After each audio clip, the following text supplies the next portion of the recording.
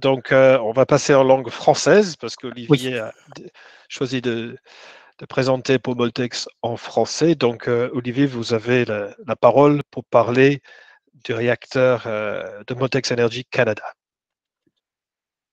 parfait.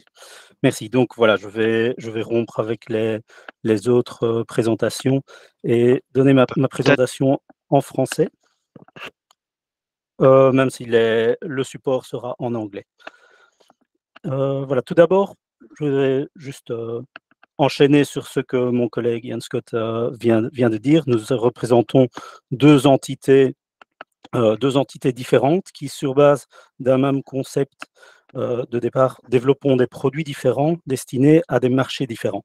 Donc, alors que le réacteur Flex est plutôt un petit réacteur à neutrons thermiques, nous développons un réacteur plus gros à neutrons rapides qui est destiné à être utilisé sur base de combustible issu de déchets nucléaires.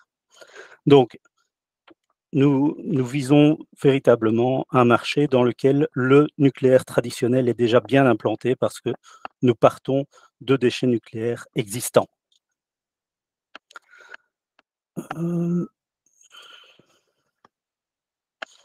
Voilà, donc le concept est basé sur trois éléments distincts. Le premier est le réacteur en lui-même, le réacteur à sel stable brûleur de déchets.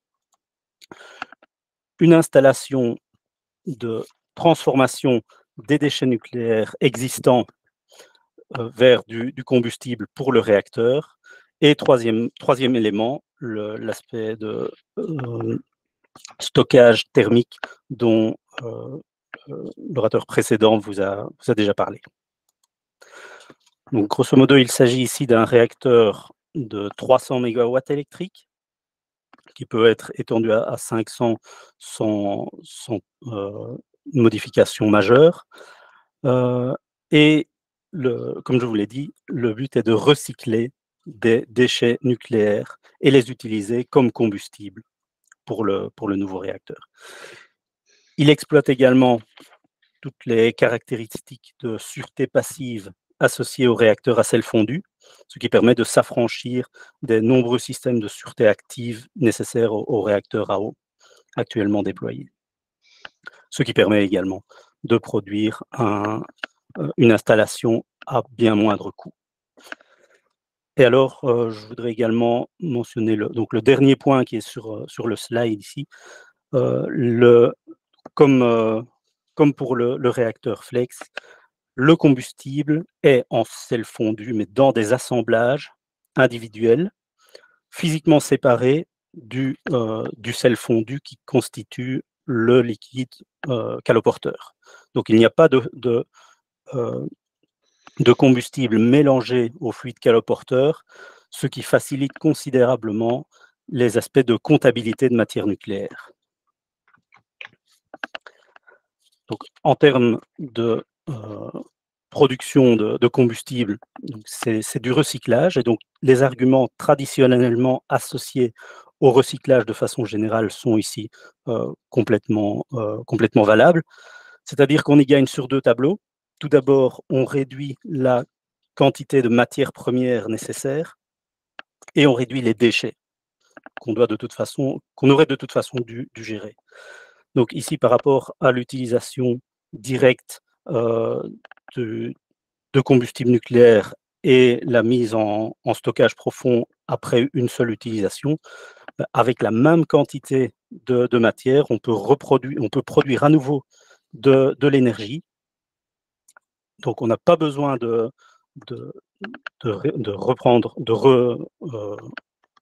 réacheter de l'uranium, pas besoin de l'enrichir.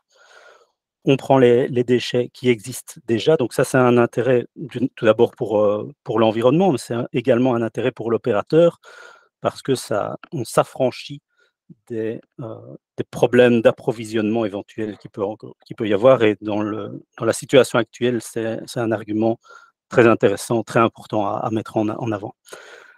Et alors, en ce qui concerne les déchets, Évidemment, des déchets, il va quand même y en avoir, puisque les produits de fission, on va quand même encore en avoir, mais ces produits de fission ont des temps de vie de l'ordre de plusieurs centaines d'années. Alors que ce que nous extrayons des déchets nucléaires pour pouvoir faire fonctionner le réacteur, ce que nous allons brûler dans le réacteur, sont les actinides qui ont des temps de vie de dizaines ou de centaines de milliers d'années. Donc si nous, dès le moment où nous retirons ces éléments-là des déchets qu'il va falloir mettre en stockage profond, nous avons au final des déchets beaucoup plus faciles à gérer, ou en tout cas de façon beaucoup plus acceptable. En termes de stockage thermique, donc là, comme ça a été dit précédemment, donc si on a dans ce cas-ci par exemple un réacteur de 300 MW électriques, on peut 24 heures par jour injecter 300 MW dans le réseau, ou alors on peut stocker cette énergie-là sous forme de sel fondu, et par exemple 8 heures par jour, on peut faire tourner une turbine de 900 MW à ce moment-là, avec le même réacteur de départ. Et donc à ce moment-là, on peut injecter dans le réseau l'équivalent de la puissance d'un petit réacteur traditionnel, et non plus un petit réacteur modulaire comme on avait. Alors ici, on peut avoir une énergie intermittente, mais dont on contrôle l'intermittence, dont on contrôle le moment à laquelle on injecte la puissance dans le réseau, et donc au moment où elle a le plus de valeur. On a de l'énergie à bas coût qu'on injecte au moment où elle est la plus chère, c'est que du bonheur. Donc là, on voit que c'est un véritable potentiel de synergie avec les énergies renouvelables intermittentes, mais dont on ne contrôle pas l'intermittence. On ne contrôle pas l'intermittence, pardon. En termes de coût, donc historiquement, le coût des installations nucléaires a énormément augmenté, principalement depuis les années 80, et le besoin d'avoir de plus en plus de systèmes de sécurité, de sûreté actifs, et d'avoir une